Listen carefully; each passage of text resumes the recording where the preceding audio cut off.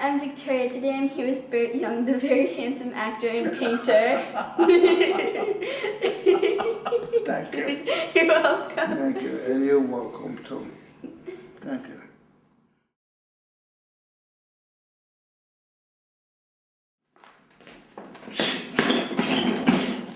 I used to use this on the bed in a ring sparring, you know, and I would keep repairing them because the stuff would come out, you know. Has boxing taught you anything in life? Very much. I think that's a great question. Yes, it has. Whenever I used to fight professional. Never lost a pro fight. I had 17 fights. I had 41 amateur fights. Lost the first and I lost the last, but when I was shaking with life itself and how I would fit in and how life would fit in with me, I would book a couple of fights.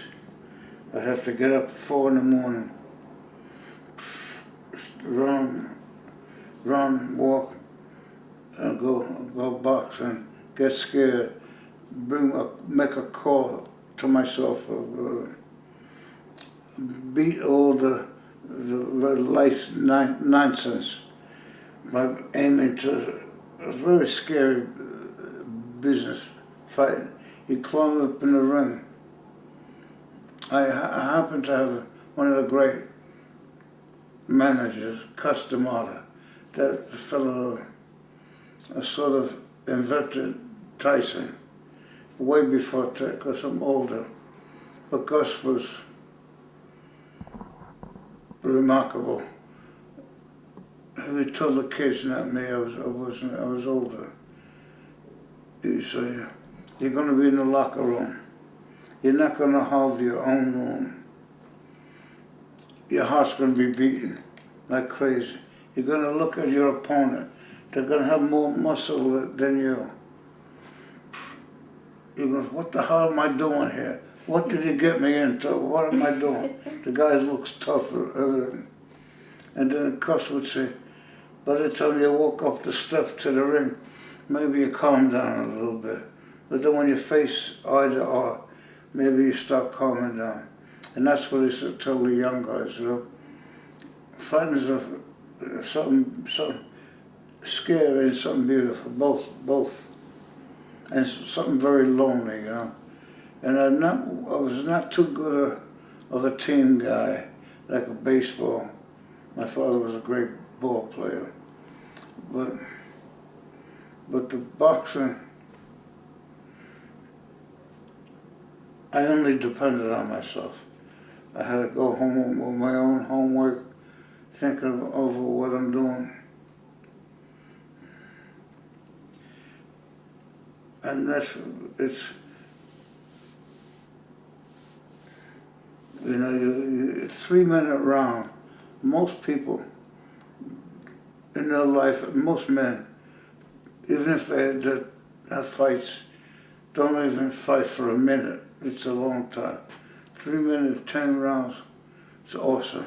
You gotta weigh your resolve, you gotta weigh your motivation, you gotta try to be crafty. Because I didn't like to be hit. I could get insulted if you hit me. It wasn't that I was scared, but I didn't. And that works with me in the movies, works with me in life. My daughter, she ran the New York Marathon. Now she's like 40. She's wonderful. How did you used to train for a fight? Well, first, like I said earlier, in those days we could be out at 4 in the morning and running, moving around. I have bricks still on here. Shadowbox with them, you know. But now I made them half bricks. Time goes on, you know. So I would go out on the track and walk up, touch the floor, move, loosen up. So when I put gloves on, my hands were light, you know, so I could do anything with my hands. Those old gyms in Manhattan. I had the first professional fight, I think I was 14. I was a bad kid, you know. And then I was in the Marine Corps when I was like 15. And that's when I did a lot of amateur fights. To get out of the march, to get out of the work. That's why I fought amateur in the Marine Corps. I was a good Marine, but a bad marcher. I wasn't too obedient, you know. Is it true that you fought Muhammad Ali? Exhibition. We became great friends. He was wonderful. I hadn't met him before. To tell you the truth, before then I didn't like him. He was very loud. And I'm a Marine, you know. You beat a drum, I'll go to war. I am a Marine, so I didn't like his noise, another quiet man. And I first met him, it was the Olympic Auditorium in California. My daughter, she was this big there. And I go to him in the ring. I hadn't talked to him before. I said, Muhammad, I'm in good shape. You can move quick. He takes the microphone. He said, Baldy, Paulie, we're going too. And I didn't go into, and we became fast friends. It was a great, and then I realized the son of a gun perhaps was the only true hero I ever met. He stopped a war almost single-handedly in Vietnam with his protest. And I realized that after, a lot of things happen in life. You realize things after the fact. And maybe because I'm a little dull, but after the fact, I got most of my education. Like, I love him. But it was great being in the ring with him. And they were my 3 rounds. He won't admit that. In the Rocky movie, Mickey tries to get speed from Rocky and makes him chase a chicken. Did you, as a boxer, do you know if people did this and still do it today? Chasing chicken. Well, it could happen. It could happen. But there's not many live chickens around in Manhattan these days. But it could happen. And different ways of working that, of course. Everybody has their mind. Everybody trains, you know, hopefully to get out of the rut of gym, working out, running. They want new stuff happening. You know. We had a fighter, a great middleweight champ. He'd go in the ring, and he had 3 or 4 friends. They'd throw Spalding's balls at him. He'd pop them as they come in. Like he'd pop them like that. And that would wake him up, and it'd be quick, you know. Yeah, everybody does what they do. Most of the creative guys. See, Tyson, and there was a fellow, Customato was his manager, trainer, and mine too. He made us have a high guy, like they say. My God was lower, but Floyd Patterson, Jose Torres. But he invented symbols. He would go A2, and he knew he wanted you to jab. 4, 9, 2, oh, so you wouldn't tip off the opponent when the opponent go. He have his own. He invented a language that a young guy could fight. He was a great man, Customato.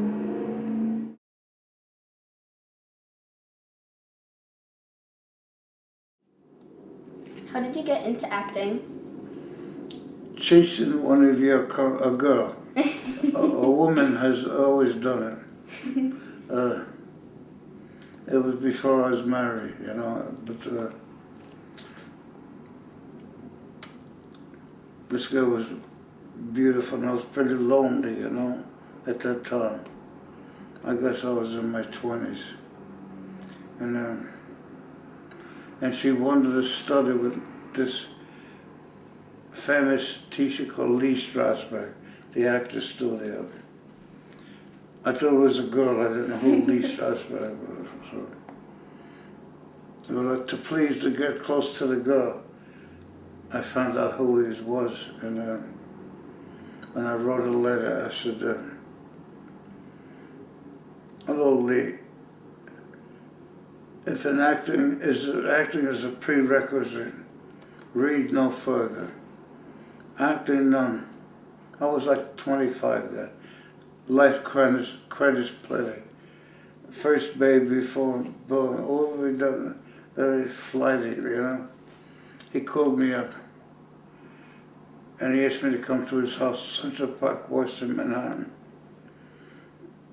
And he was this gray-haired, little skinny guru, you know.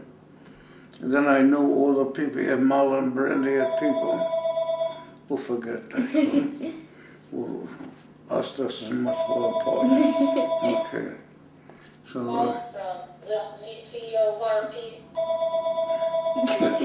what was it? We don't care. It's you and I and your papa. So, he brings me to, and he's trying to open me up. I was very tight. And he says, and I would answer like one syllable. He'd ask me a question. I go, yeah, no. I wasn't responding. He says, "I don't think you could be an actor," he says to me. I got up to go. He slams the table down. He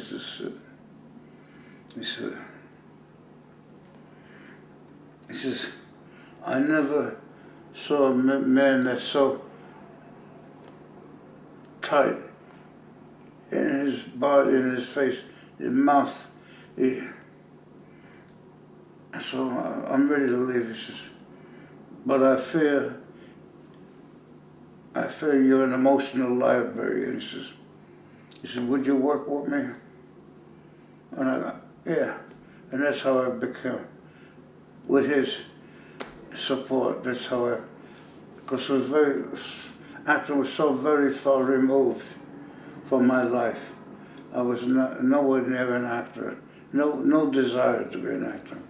But with his part on my shoulder, I became devoted. I found a way that I could talk to people that I never had in my own life, that I could communicate, and it was quite a good trip, and it still is. I've been okay with it. In the movie Back to School, you had to play a serious man, but was it hard to play with, to act with Rodney Dangerfield because he was so funny? He was funny. Did he make you laugh a lot? Yeah, but he also was a pain in the neck. But he was funny, yeah. He was genuinely funny, but yeah, I enjoyed him. You see, like most in life, after the fact you realize the company you're keeping, you know. Like I got Tony Classic, the old film. People like Burgess Meredith, magnificent man, magnificent actor. But I appreciate it. It was one of the, but a lot of people, you don't, when you're in the anxiety of working, you don't realize. You're selfish, you realize what you're doing yourself. After the fact, I wish it wasn't the case. I wrote a new play, a one-man play. I'm going to be doing it. It's called Goodbyes Are Hard to Do. And it's true.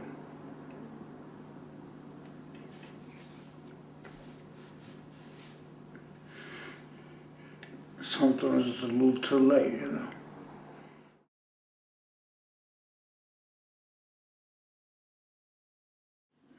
What inspires your art?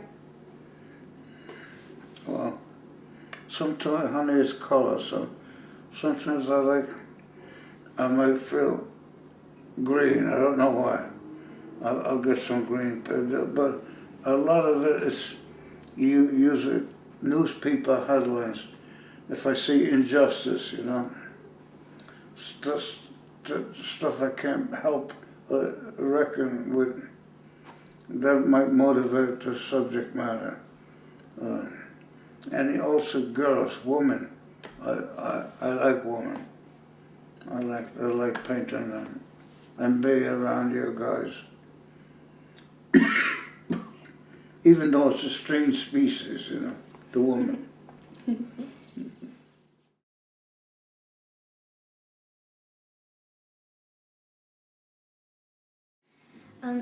Out of all 6 of the Rocky movies, which one was your favorite?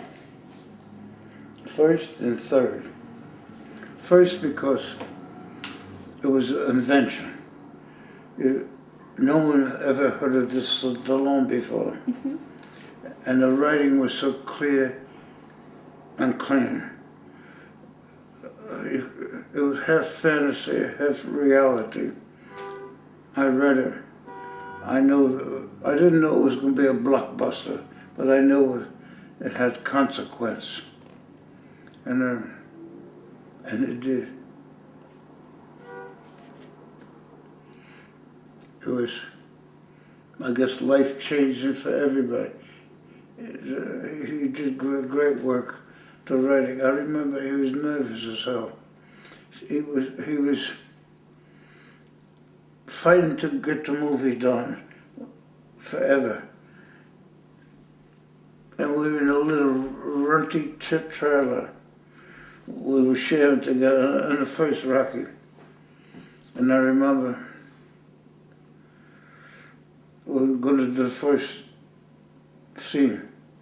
We both got it. I saw his face. He went like he had a stop baloney in. This was for real. He took a side that you could tell his whole heritage from that side. And then we started the movie, and it was a great sigh. I remember it. He remembers it too. What was your first reaction when you met Stallone? Well, I met him through. First, they would have rather me play the part of Rocky. No one knew. The studio didn't know him at all. I met him. He was funny. He's a very funny guy. He's quick-witted. I enjoyed it. I was a little jealous because I liked Taya Shire, the girl that plays this way, because she was just being attentive to him. So I was a little jealous. but I cared for him. He was a good guy. Hard working, fast mind, no wasted time, no prima donna. He wants the camera to go, you know. Okay relationship. How was it to see yourself on screen for the first time? Embarrassing. Because usually when I see myself, usually I'm working, I'm pretty open when I work on. And usually I'm doing some in-depth emotional work, you know. I would cringe when I look at the result. Because I'll be ugly to myself up there, you know. But I got over it now. I jump in front of the screen.